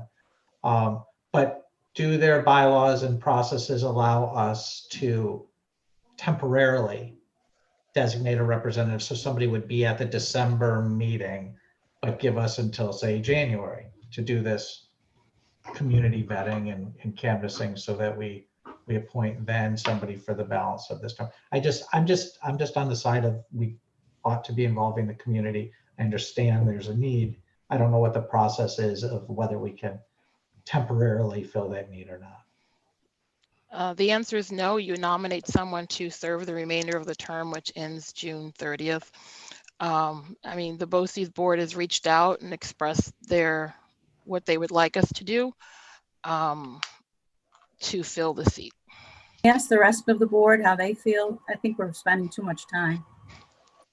Yep, I just wanted to say I'm okay with the appointment through June, and I think it would give us enough time to go out to the community and give the community some time to process more than just, until our next board meeting. So I'm okay, and I would nominate Marissa. As am I. I agree. Do I? Yeah, I'd agree nominating Marissa and then doing a full vetting when we're ready for the next session.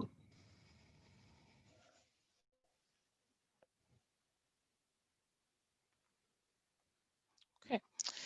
Is there a motion that it be resolved that the Board of Education of the Fayetteville-Manlius Central School District hereby nominates Marissa Mims to serve on the Onondaga Cortland Medicine Board of Education? Is there a first? Yep, thank you. Kelly would be the first. Oops. Is there a second from Daryl? Any further discussion? Well, I just think we just need to clarify the resolution that it's for the balance of the remaining term. Yes, it is for until June 30th, 2021. All those in favor, please raise your hand, indicate aye. Aye. Anyone opposed or abstaining? We have an abstention. I'm not agreeing with the process, so I'm opposed. Go. All right, so we have it. I don't agree with the way we've done this and how it's been put in our laps within days of having to vote without truly understanding what our other options could have been. So I'm going to vote no. So one abstention and one no. Thank you. Yeah, mine was not an abstention. Mine was also no. Oh, okay. 2 no's and that's it. All right.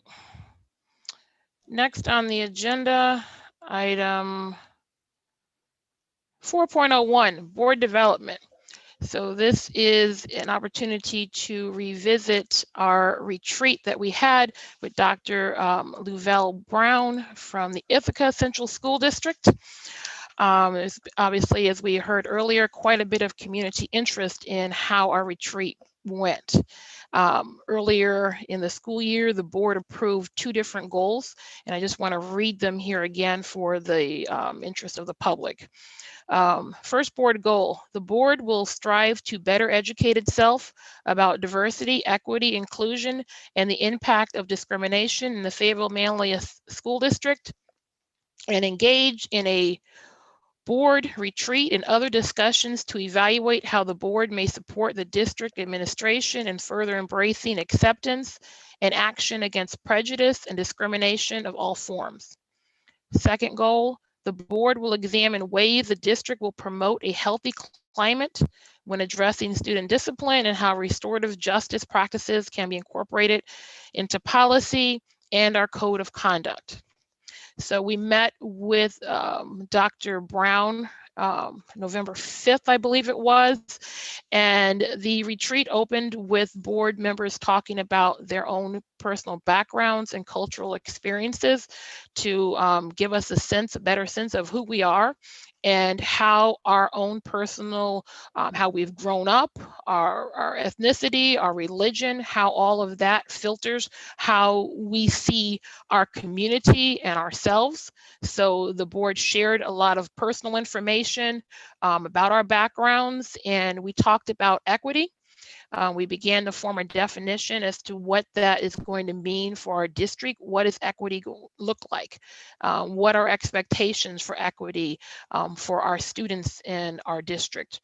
We talked about inclusion and how we want to approach that as a district. Inclusion meaning that everyone is able to participate in our district, and what it means to the difference between equity and equality.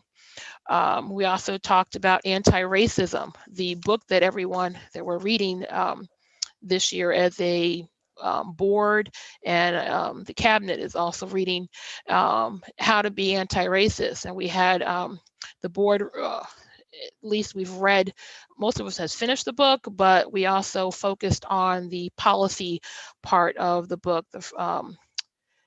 We talked about what it would mean to have, what's racist policy. We talked about some historical aspects of racist policy and how, things that we may not even have considered to be racist or biased have been a part of public education.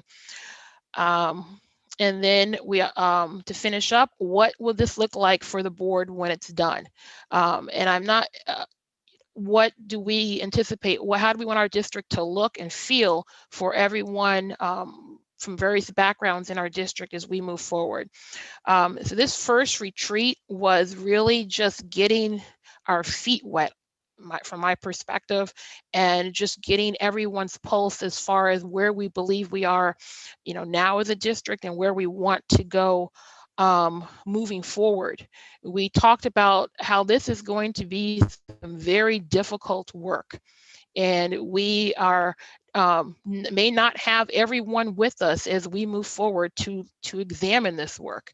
And we've already, there's already been some emails, and there's been supportive ones and not so supportive ones. And we talked about, that as a board, we're committed to our board goals and doing this work, so that we understand that that may be the case, but we are going to move forward with our board goals and looking at ways to make our community a better place for people from all religious, ethnic, racial, sexual orientation, gender, etc.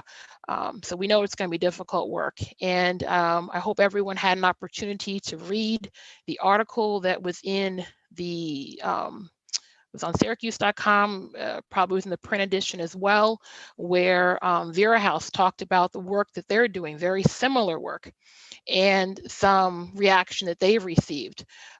Very great article. I reached out to their executive director to find out who their facilitators were and get a little feedback from her, and she was very gracious enough to respond to me, and I'll share that with the board at a later time. But I thought it was a very good first step and just the beginning. So moving forward, and how we continue to keep our momentum going, I have some suggestions for the board before I open the floor for people to give some of their own feedback and their thoughts about the retreat and where we move forward. We have 2 contingency board meetings coming up. One in January 25th, and the second one I believe is March 1st.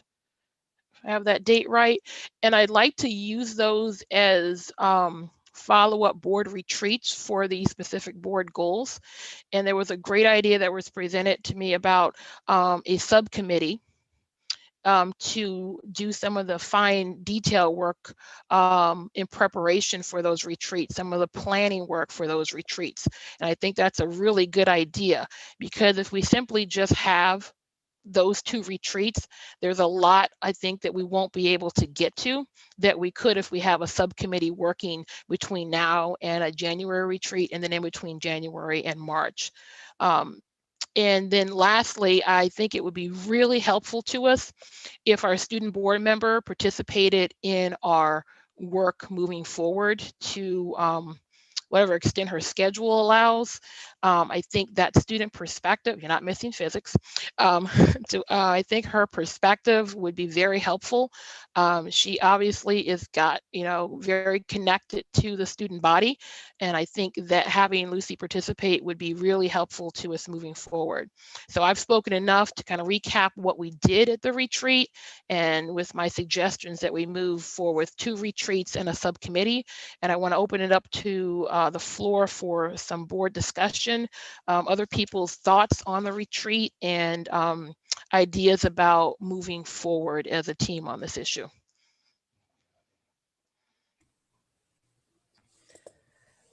I do have my first main thought that I have is it was so valuable to have a facilitator at that retreat. And I think that's something we should strive to always have, in that we as a board can get into long discussions, but to have someone who can keep us focused and use their wisdom from their own facilitating background to keep us on task and to redirect when necessary. I think that should be something we strive for on any of these meetings, any of these retreats we do.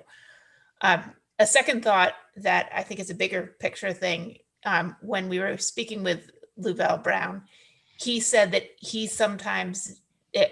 as a superintendent sometimes goes against what NYSBA would recommend the board is doing, and his board goes along with that. So it's something we have to face as a board, that we've always tried to fall in line with NYSBA, but this may take us a little bit away from their path. So those are just 2 thoughts that I had, the main 2 thoughts that I had after the retreat. I thought that Dr. Brown was an outstanding facilitator. I mean, not only as a facilitator, but as really a leader in the field. And he's doing this work in a really progressive way in Ithaca. So to hear examples, really concrete examples of the work he's doing and his board was just very helpful to hear kind of how a board puts some of this into practice. I'd also say that I think NYSBA is putting out some great content in terms of webinars, in terms of sample policies. Today I attended the equity webinar, which I'm sure will be recorded, and the materials, which I'm sure will be made available with sample policy, new policies that they created in conjunction with NISCUS. So it's really a partnership with Superintendent and the School Boards Association to put those sample materials forward and are worth looking at and considering. And as well as the NICED culturally responsive document that has some very specific pinpointed concrete areas that board members can get engaged. And the subcommittee idea was my idea. And I think my thought there is just to try to help move all of the work we did forward into agenda planning and possibly even, maybe it's not the work of a subcommittee to draft sample policies, but policy making seems to be an area where we should start or consider starting as one of the places. And so I just think that there could be a lens of a subcommittee that could help move this work forward, as opposed to, it's very important to be the work of the full board, but like any of the work we do, I think we can be more efficient and effective by kind of siphoning it off and having some work sessions in between board meetings. I guess I just echo, I guess, what people have said so far, that Dr. Brown was an incredible facilitator and clearly a leader as superintendent in, discussing issues of diversity, equity, and inclusion. It was a really, I feel like everyone was pretty vulnerable during the discussion, and it was, I think we all came to a vision for, or at least started to come to a vision for what we'd like the district to look like in the next, 5 years, as he ran us through that exercise. So, while I think it'd be great to maybe look into, additional perspectives from other facilitators, I would love to see Dr. Brown come back and work with us at least one more time. And as for the committee, I agree with what Rebecca said, that, this is obviously the work of the full board. However, I do think that because there's so many things going on, it might help to have a committee focus on this, and I would be happy to serve on that committee.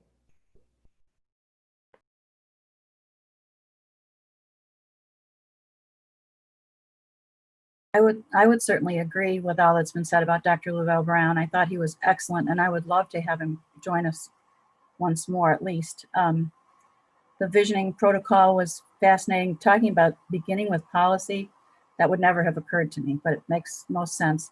And like Rebecca, I've been doing the webinars with NISBA, and they're also very helpful. And again, that partnership between NISCUS and NISBA, I guess, should have happened probably a long time ago, but this is important work that to do it together is a great thing.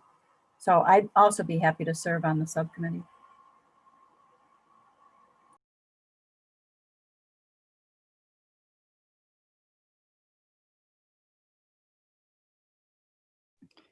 Why are we not just having policy committee be the foundation of this subcommittee, since we're dealing with policies or potential policies?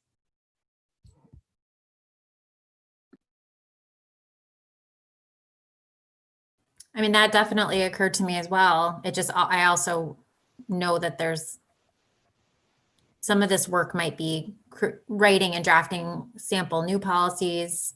And I know that there's a heavy agenda with the policy work you do. So maybe you can speak to that. Is that something that you could tack on to really focus on with all the other work that you do in your meetings?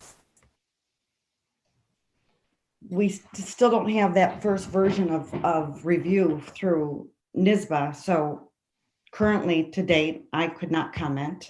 Sarah, I don't know if you've received anything to date, but we can set our pace with regard to the policy review cycle with NISBA.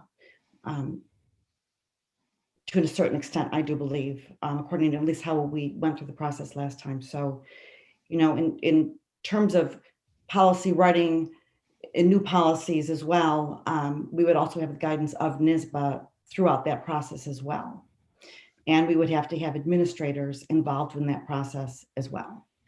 So I'm just trying to not expand it too much, perhaps maybe even bringing some more on board, people that are interested. I'm not suggesting certainly strictly the policy committee, but we could certainly expand that, for these purposes. And that might be kind of nice.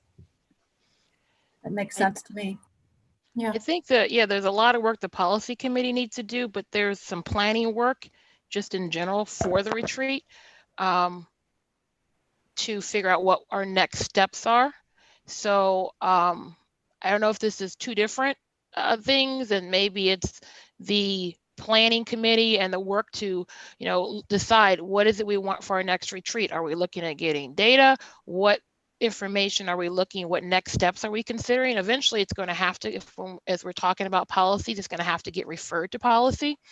I don't know if that's where we start right now, as far as moving the discussion forward for our retreat. I think in parallel, the policy committee, or a slightly expanded version for that purpose, could look at, as we do for our other policies, the NISBA materials that have been put forth on this topic. That could be an agenda item. You could even have a extended team for that meeting, but I don't see why we can't do those two things in parallel, because it's in no by no means is it where we're going to land, but it's just a starting point that could be helpful as we start to think about what's in our current policies, perhaps having a separate policy on this issue that is overarching and addresses the main points of what we're doing. And I also feel that with Rebecca, looking at each policy through an equity lens, right? Well, that's definitely part of it. As we go through policy, yeah. I also feel strongly though that with regard to planning next steps, this needs to be a board discussion and not a discussion of any subcommittee, whatever that subcommittee may look like. So I think that as a board, we need to have the healthy discussion with regard to where are we going next. So we need to come to agreement. So then you can more thoroughly plan what you do next. But, you know, I would rather see that coming from us as a board and not from a committee. So then what we could do is have on the December agenda discussion about, or even now, get some feedback as far as next steps. I think some of the details are that we would agree to have those 2 retreats in January and March. We've already said we're going to discuss this at every meeting. So if it's not a subcommittee that's meeting to discuss it, then we need to figure out what shape the discussion that we're going to have at each board meeting moving forward. I would really hope that we don't wait to do some of this work. And I mean that in terms of some of the smaller things that we can do sooner rather than later. I mean, there's a lot of long-term things. One of the things that, and I can't remember which group it was, I think it was our current student group, brought up the idea of a welcoming statement on our webpage, which to me is a more shorter term thing that we can discuss. So however we choose to move forward, I'd like us to see us making decisions and showing some progress and not just, doing things in the long term. I did want to share with the board the anti-racism policy that the Syracuse City School District adopted. I thought the language in this was really very good. And it says the Syracuse City School District is committed to establishing and sustaining an equitable community that achieves the school district's equity mission to end the predictive value of race and ensure each individual students and staff success. The Board of Education and the district reject all forms of racism as destructive to our mission, values, goals, and practices. I thought that was really well written. Just wanted to share that with the board as we had our discussion tonight. So I'm going to sound a bit like a broken record at some point saying this, but we're looking at what's wrong. We're looking at what areas that need to be improved, and there are for sure. But I still believe that one of the next agenda steps is learning a little bit more about the historical path that has gotten us to where we are today. To use that to help inform where we may be going in the future. I think that it's important to learn from all aspects of the past so that past efforts aren't duplicated, past mistakes aren't repeated, so that we can have a better understanding of the efforts or initiatives that have been undertaken at FM in the past that might not have worked, or efforts or initiatives that were studied and considered but ruled out for implementation at FM. I think an understanding of how we got to where we are today can be very informative to moving forward. And I think just one of the many areas where that's important is, we've heard from the presentation that we got, we heard prior to that presentation, we've heard again tonight in public comment about various aspects of curriculum. And I think it's very important, not just for us, but for our community to understand what FM's curriculum is and why it is what it is. I think Dr. Coughlin and all of our instructional specialists have been extraordinarily mindful in the development of our curriculum over the many years. And there's every area of our district that can see improvement. But it's also not things that have just been thrown together hastily and without thought as well. And I think we need to be mindful of that. And one way that we are more mindful of that is to have a more complete understanding of how and why we got to where we are today. And I would really be more comfortable in these discussions if that's one of our next agenda items, is that historical walkthrough of how did we get to where we are today, so that we're really starting on the same understanding plane of, some of us have been in this district for a very long time, some have not. Same thing with our community members that we're hearing from. Some are very recent here and bring perspectives from other areas, and many have been here for a lifetime. And I think understanding that historical pathway of, from where we were to where we are is very important to any determinations or discussions about where we go from here. That's a very good point. We talked a bit in the retreat about data that we might want to get. And also, as we did hear presentations, there was information that we'd like to make sure the community is aware of, because the presenters have one perspective, but there was information that they were not aware of. There's definitely information that we need to correct. So when looking at that historical walkthrough, I think we need to look at our data and look at the issues that have been raised, and discuss what we've done and how we'd like to move forward. So I agree with that. Perhaps we're shaping up our next retreat then with looking at how we've gotten to where we are. I'm not sure how to put that into a neat framework as far as the historical background. Rebecca, go ahead. I'm sorry. I mean, I definitely hear and appreciate that. It just sounds super daunting to me. That's what is a historical path. Statistics on students, diversity, those pieces is more clear cut, but a historical path is largely could be subjective. It also could really, really burden our administrators trying to tell that story right now for an early January meeting. So I think we need to drill down a bit more on what are the key pieces of evidence that we need and get as specific as we can, either in this meeting or, again, is that the work of a subcommittee? Is that some work that can be done on the side to try to come up with more of the particulars of what we need, so we don't burden our administrative staff. Rebecca, I guess I'll throw in one item that I hope isn't too burdening for our staff, but I think I'd like to see for either the December meeting or the January meeting, is what do we do currently for not only our administrators, but our teachers, right? So what trainings are mandatory? What trainings are mandatory versus optional, I guess, in terms of when we have these staff development days, also these Wednesdays now that are all asynchronous. What is the district doing currently?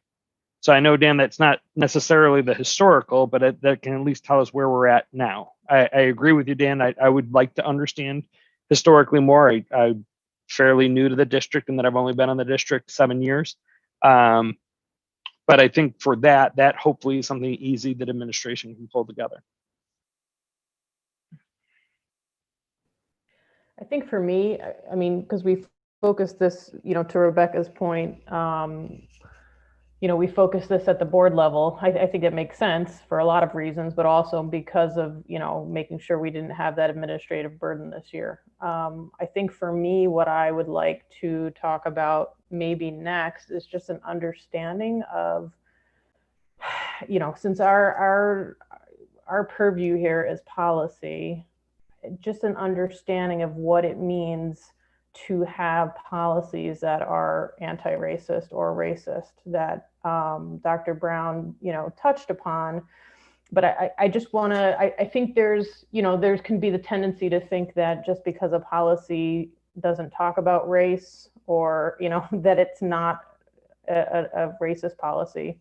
And I think I would like a more clear understanding for what that actually means across all of our policies, or at least policy categories. You know, like, what does it mean to have racist policies in each of the categories that we have in our policy manual? Because I think some of them might be not as obvious as others. So for me, that is something that I think that we could focus on in a more global way as a board, because I think, you know, until we understand just what it means to have racist policies across the board, I think it's going to be really difficult to drill down and to recommend things to policy, because I feel like then we're going to be too narrow. So that's something that I would like to discuss soon. To piggyback on that, Kelly, if I remember correctly, at the retreat, Dr. Brown said that they had done that with his district, and he had a blueprint or some sort of background that he could share with us. Is that something that, does anyone else remember that? And is that something that we've received yet? I think there were a few follow-up materials kind of on his to-do list. Isn't that right, Marissa? You were connecting. I reached out to him and he didn't have anything specific to share with us, but I do recall him mentioning that there was some sort of a blueprint that they had followed, and I can certainly go reach back to him. He is willing, you know, very open and wants to help and find out exactly. Share the blueprint for their policy review. What was it? I think he called it a protocol, didn't he? Their protocol. Okay. I'm looking in my notes. I'll let you know if I see it. Okay.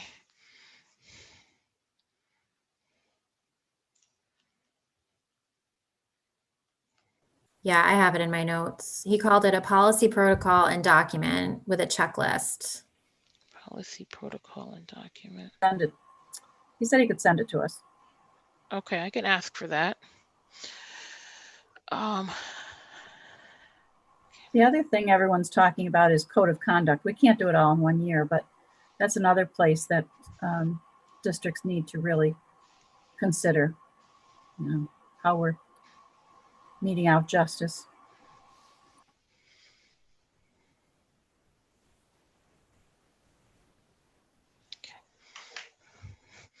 So a lot of good ideas here on the table. And let's start with, are we in agreement that we'll have those contingency meetings be retreats? Is there anyone who's okay, so we've got those down. And yeah, Marissa, I'm sorry. That's fine. I'm just telling you now, the March 1st, I have a conflict that I can't change. So it's fine to go ahead and have the retreat that night. I'm not available on March the 1st. Okay, well, I would really like to have you participate. So why don't we take a look at a shot? Why don't we hold that date for now? But let's see if we can find something right around that time that would allow all 9 of us to be there, because I think that's really important that all 9 of us be there if possible. May not work out, but let's take a shot at seeing if we can find another date right around there. Okay. President Mims, I believe that would involve a change to the budget calendar as well. I believe that's scheduled to be a budget workshop. Yes, that's where I was just going with it. The 9th? What was the other date then? I'm sorry. There was a second retreat date that we were looking at. January 25th. January 25th was the first one, but then there was a second one that we talked about in agenda planning. And I thought I wrote down it being the March 1st one, but that's on the budget calendar. So what was this? The January 25th one is on the budget calendar. About the January 25th one?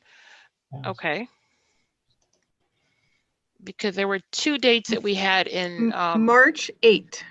March 8th. Okay. And then was there one in January? January 25 would be the first budget workshop. Okay, so we can't do this piece, and then March 8 would be a second budget workshop and retreat potentially. March 1 was the open contingency date. Correct. So March 1 is available. So January 25th, okay, that's on the budget calendar. Mm-hmm. And there is no other meeting. I'm sorry, I don't have the screen open right now in January then, because at the agenda plan, we talked about January 25th. That's why I had that in my mind. So then I guess we would have to put out a doodle to find a date in January for a retreat if we want to have retreat in January, which I Right, think would be Sarah, very am I helpful. understanding you that we could do the budget workshop and then go into a retreat on the same night of January 25th? I don't see any reason why not. If we All think It's there would not be a full enough time meeting. to do that. That's how, like, that's how it is right now. And then wasn't- same thing with March 8th would be only budget workshop, not full meeting. And then go right into retreat. Correct. Okay, I would defer to Mr. Furlong on the content of the workshops and how much time he would need. Probably the most time available would be the January 25th meeting, because we would be only looking at the revenue side of the budget, which really has, two large items, but, the rest of it would be not that much detail to go through. When we get into March is when we'd be looking at the expenditure side of the budget, which could be more time consuming. January 25 was also listed as enrollment and hiring.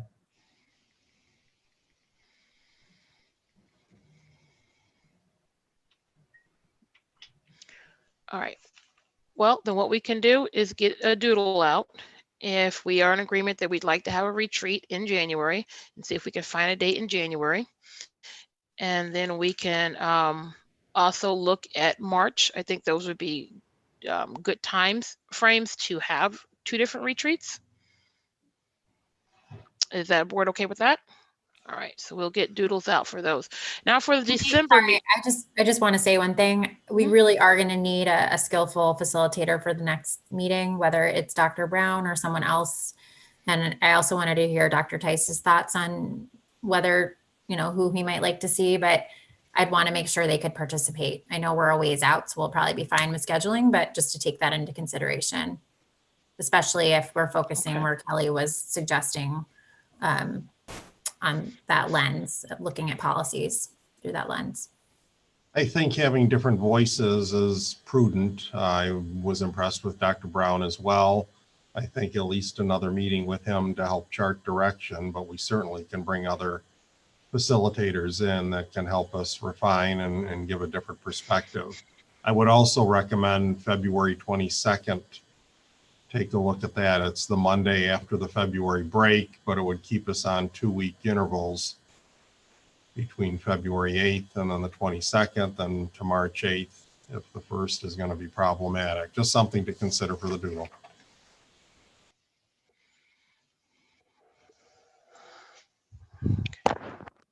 Does the board want me to check and see what Dr. Brown's availability is for a February 22nd retreat, or to get maybe some dates from him that he may be available that we can see if our schedules line up? Yes. I say yes. Okay.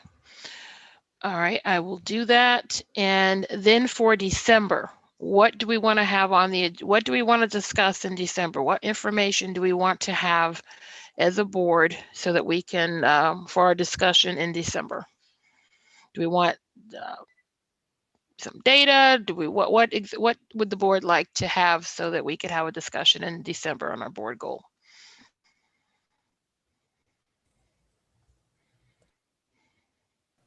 I mean, I think starting perhaps with what we're currently doing would at least be I don't want to speak for our administrators, but that seems like it would be more doable to start what the counseling, there's been a lot of work done on these issues and currently being done and what's happening now. And to the extent there can be a look back. I'd be interested in what we're currently doing. And for me, it's not just what we're currently doing in regards to race. So, I mean, sometimes the conversation comes back to race, and I think everyone means the broader issues of diversity, but I just feel a need to point that out sometimes because I want to make sure we're inclusive in looking at all of those different groups who may be affected or who have concerns in our district. But I do think that if that's possible, and again, I would ask Dr. Tice about what is doable in the next few weeks for staff to bring to us as far as what we're currently doing. we can brainstorm as a district office administrative team. It's going to be tight, obviously. So we may have to take some baby steps or break it down into more manageable segments. Okay. And we wouldn't need a facilitator for that. Obviously, the next time we would need a facilitator would be for February. Okay, so Ken, after you have a discussion with the team, let in one of your Thursday letters, let the board know what you're thinking about as far as information to bring to us in December. Okay. Certainly. Yep. No problem. Thank you. And Lucy, definitely please continue to bring us the student perspective on this issue. Greatly appreciate it. Yeah, totally. Any other comments or questions from the board? Okay, thank you. I just have one more thought, which is in addition to the presentation, we have received communications from community members, and that we're somehow, once we get to the point where we can consider and take a second look at those, that they're in one place. So I'm not really tasking anyone with that. I guess I'm just flagging it to make sure that we are considering all community concerns, whether they were a presentation format or any other thing we've heard. It's a great idea. Thank you. Anything else? Okay. Oops. Next on the agenda, working agenda items. I'm not seeing anything there. Potential considerations for future meetings. We've kind of discussed our December meeting. Future meeting agendas. So our next board meetings that we have coming up.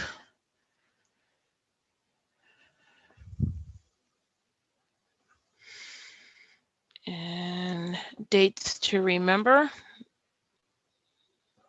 Miss having dates to remember. Consent agenda. Is there a motion to approve the consent agenda as presented? Thank you, Kelly. Second from Mark. All those in favor, please indicate aye. Aye. Anyone opposed or abstaining? All right. Next. So is there a motion that the board move into executive session for the purpose of discussing the employment history of a particular individual? Thank you, Rebecca. And a second from Jason. Any discussion?